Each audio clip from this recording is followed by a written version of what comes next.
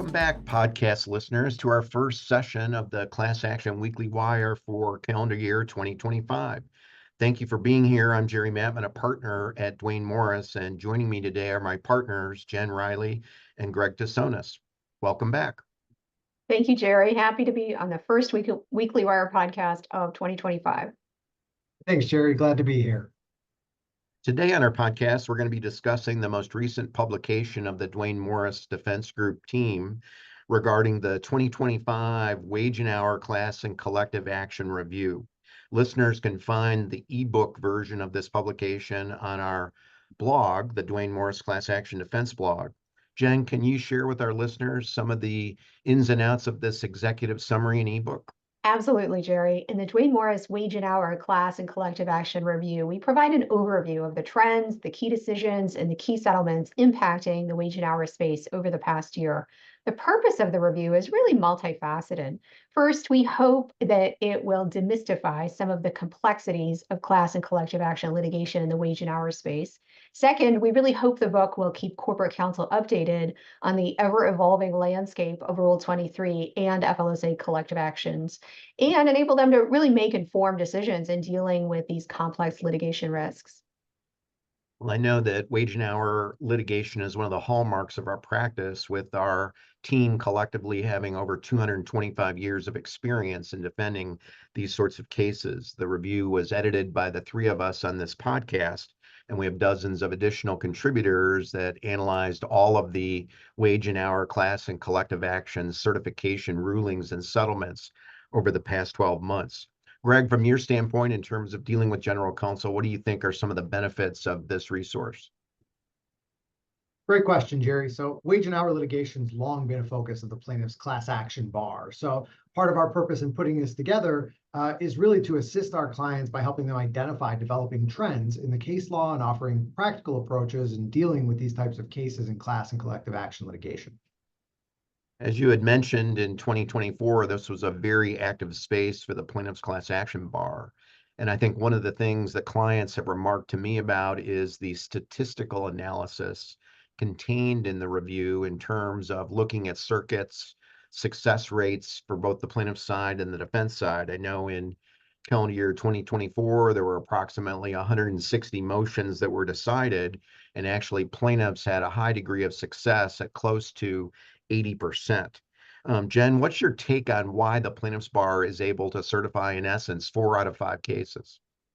Great question, Jerry. So the threshold for conditional certification tends to be very low. In many cases, plaintiffs are submitting declarations, sometimes only 1 or 2 declarations, sometimes with payroll or time records, and courts are routinely accepting this minimal showing. It's really not about proving the case at this stage, just about showing there's a plausible basis for contending that the same allegations apply across a defined group. So given that the plaintiff's bar knows this process so well, it's really no surprise that they are continuing to have a high rate of success here.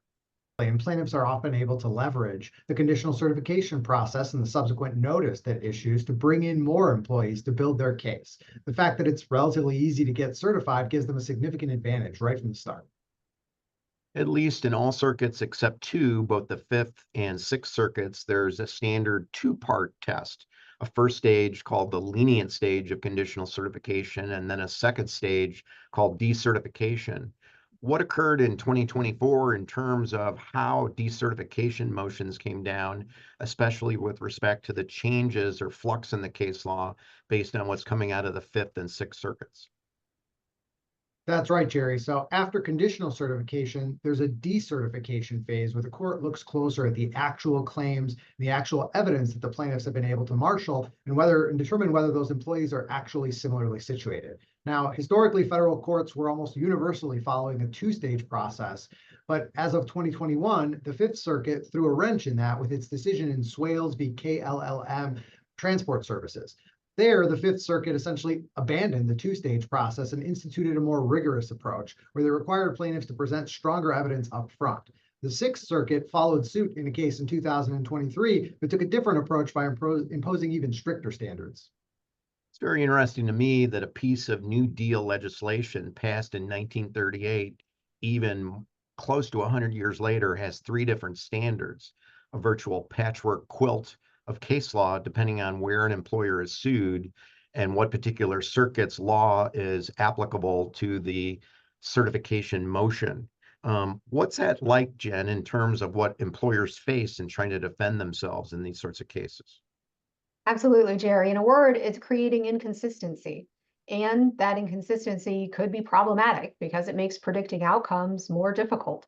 And with these now three distinct standards, there is a growing chance that the Supreme Court eventually will step in to provide some clarity here.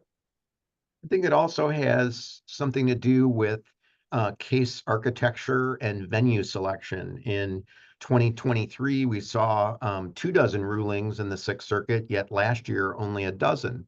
Basically, a 50% drop in the number of cases filed and then went to certification there. What do you think are the long-term implications in terms of FLSA litigation and venue selection? Well, Jerry, it's hard to say for sure. On the one hand, the stricter certification process could deter some plaintiffs from filing in the Sixth Circuit. That certainly seems to have been the case over the past year. On the other hand, employers could face a tougher time getting cases decertified after they've been conditionally certified, which could lead to larger settlements or more cases being litigated in other jurisdictions. So we may see a shift in how and where the cases are filed going forward. Well, certainly anyone who was awake and watching TV on January 20 saw that change is inevitable and change is now upon us, at least at the governmental sector. Greg, what do you think 2025 bodes for employers in terms of the types of things that the private plaintiffs bar will do, especially in the context of FLSA class and collective action litigation? The overall trend is clear, Jerry. Employers should be aware that wage and hour litigation isn't going away anytime soon.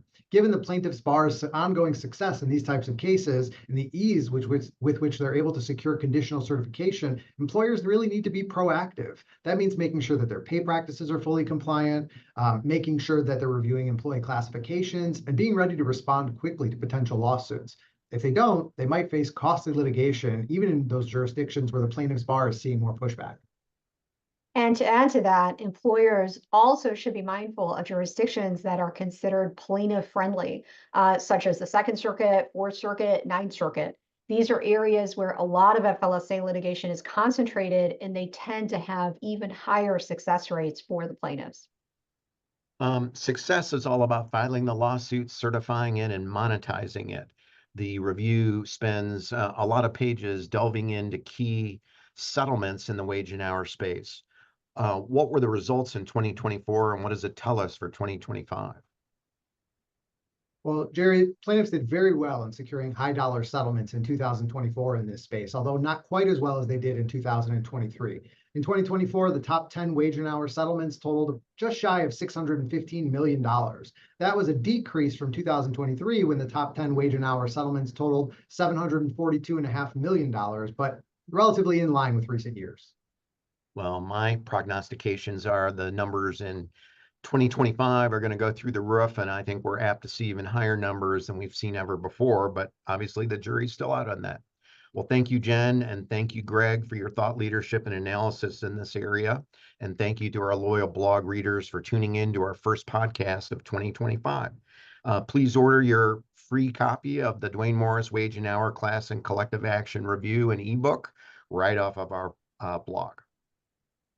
Thank you for having me, Jerry, and thank you, listeners. Thanks so much, everyone.